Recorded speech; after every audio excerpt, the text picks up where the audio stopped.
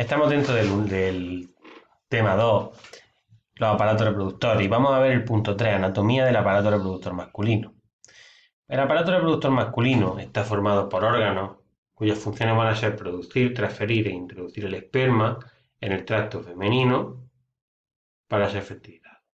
Hay dos tipos de órganos, los esenciales y los accesorios. Los esenciales son los testículos. Nos vamos a centrar en los testículos en la función. Las funciones de los testículos son la espermatogénesis o formación de espermatozoides, como tenéis aquí, espermatogénesis, formación de espermatozoides, de gametos masculinos maduros. Y se crean los conductos seminíferos. ¿Tenéis todo esto? También tiene una función hormonal, o sea que tiene dos funciones. Función hormonal sería la de segregar testosterona, que la llevan a cabo las células intersticiales. Dos funciones, como veis. Los órganos accesorios tendríamos tres tipos: conductos genitales, estructuras de soporte y glándulas accesorias. Vamos a pasar a los conductos genitales. El epidídimo, muy importante, es esta parte que rodea el testículo y su función es albergar o almacenar los espermatozoides procedentes de los tubos seminíferos hasta la maduración. Los conductos deferentes sería esta especie de cable o conducto que viene desde el testículo hasta la próstata, que estaría aquí. Su función es trasladar los espermatozoides maduros hacia los conductos eyaculadores.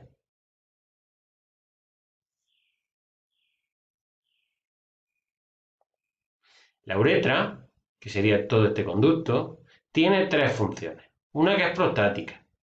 Recibe el semen de los conductos prostáticos y de los conductos deferentes. El semen es el líquido que va a albergar los espermatozoides, que los va a nutrir. Membranosa. Permite controlar el reflejo de la micción. Permite controlar la orina. El reflejo de la orina, que está ubicada en la base del pene, como veis aquí. Sería esta parte. Todo lo que tenéis aquí. Y luego tendría una peneana, que sería que se proyecta hacia la cara interior del pene y termina en el meandro urinario externo. Son las tres funciones de la uretra. Las vesículas seminales tienen la función de producir un líquido viscoso rico en fructosa, un azúcar, para que se nutran los espermatozoides. Este fluido, además de nutrir, también protege y estimula el desplazamiento de las células sexuales masculinas. Este fluido, junto al líquido prostático que hemos visto anteriormente, que forma anteriormente, sería el fluido seminal, sería lo que viene siendo el fluido seminal. La próstata tiene la función de segregar un líquido blanquecino denominado fluido prostático, sustancia que junto al líquido de las glándulas seminales que hemos visto anteriormente y los espermatozoides forman el semen. El semen sería la conjunción de tres elementos: el líquido prostático, el líquido seminal y los espermatozoides. ¿Vale? Todo eso es el semen. Las glándulas bulbouretrales, que son las que tenéis aquí, también llamadas glándulas de Cooper, que serían esta pequeña parte de aquí, segregan un líquido mucoso que lo que hace es drenarse dentro de la uretra antes de eyacular. Es un líquido preeyaculatorio que lo que hace es limpiar y lubricar la uretra. Y ya por último tendríamos el pene, que es el órgano copulador masculino.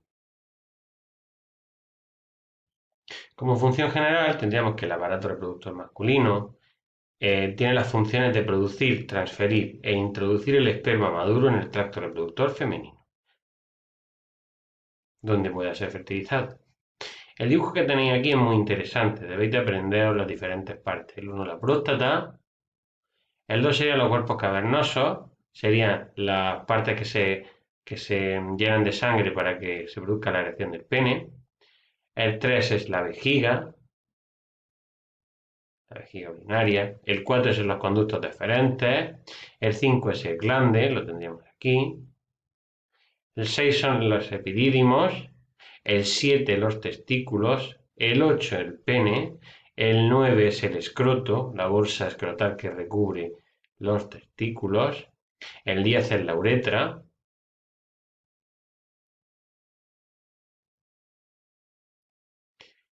El 11 es el prepucio. El 12 son las vesículas seminales. El 13 es el conducto eyaculatorio.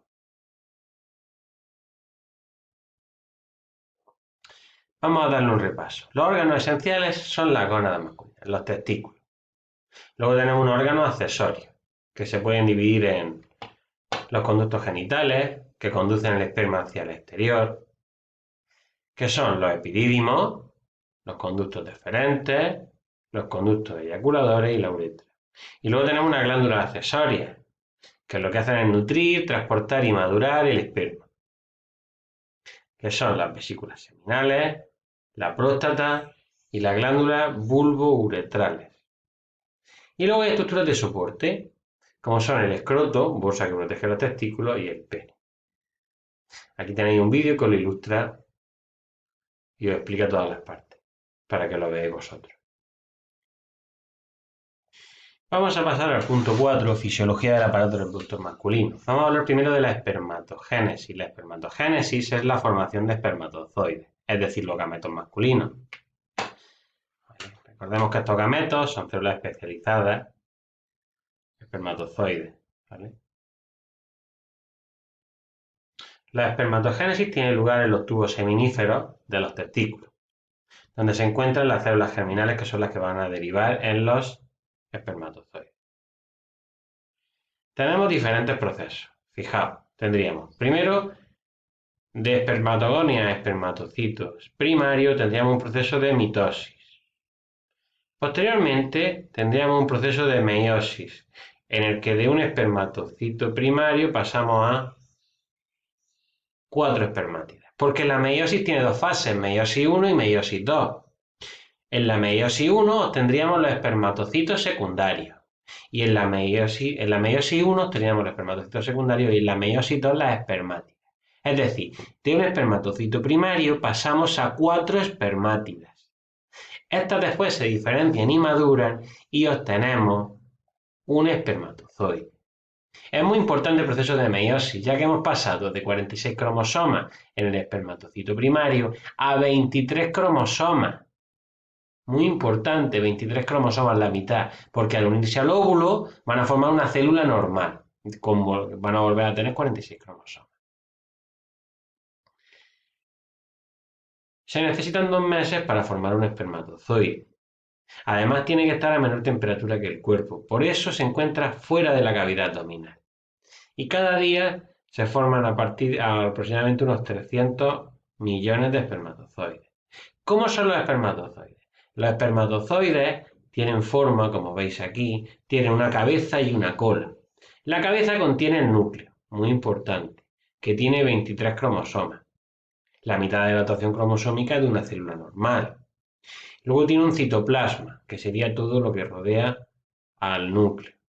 Una membrana citoplasmática, muy importante también. Y luego la parte inferior tiene un acrosoma. Ese acrosoma contiene enzimas líticas que van a disolver la capa del óvulo y van a permitir que entre en él. Numerosas enzimas que ayudan a penetrar en el ovocito secundario, es decir, en el óvulo. Luego tenemos una parte intermedia. Esa parte intermedia está llena de mitocondrias, muy importantes para dar energía a la cola, que es un flagelo que ayuda a la movilidad.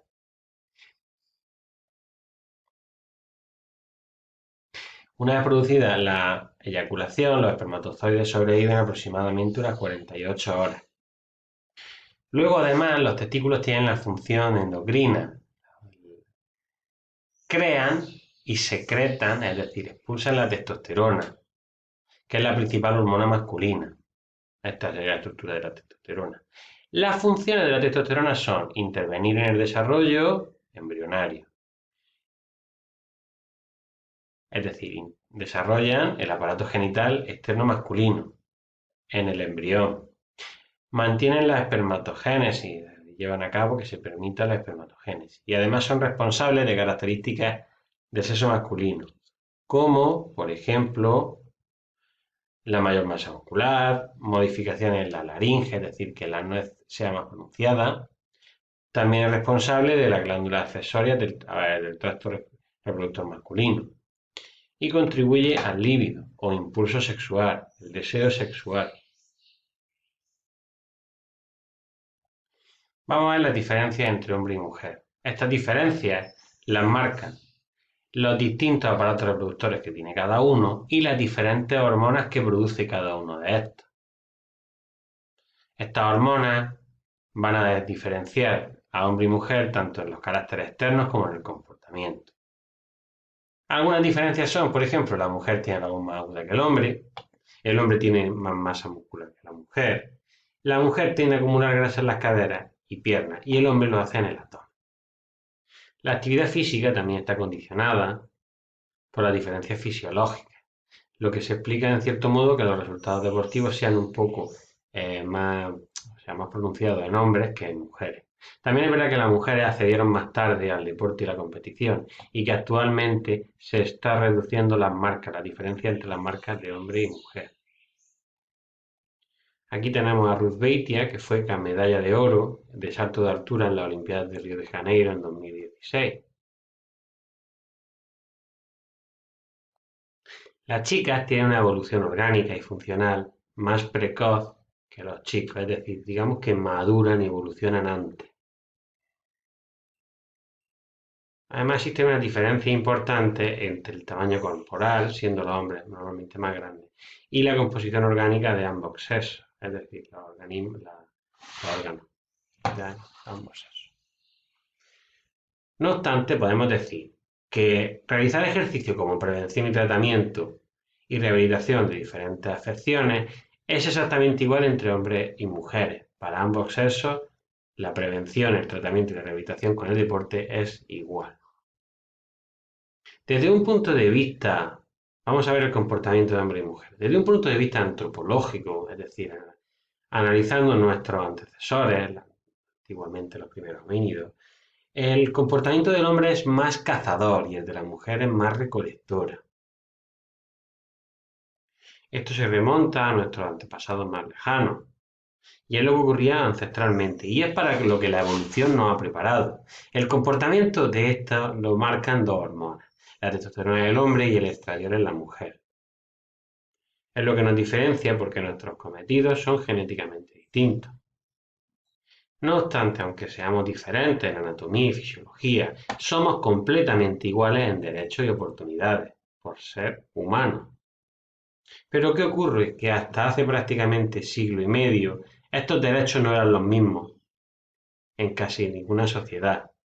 La mujer estaba relegada a un segundo plano. El hombre era, digamos, el que, entre comillas, pues se encargaba de tomar decisiones y todo.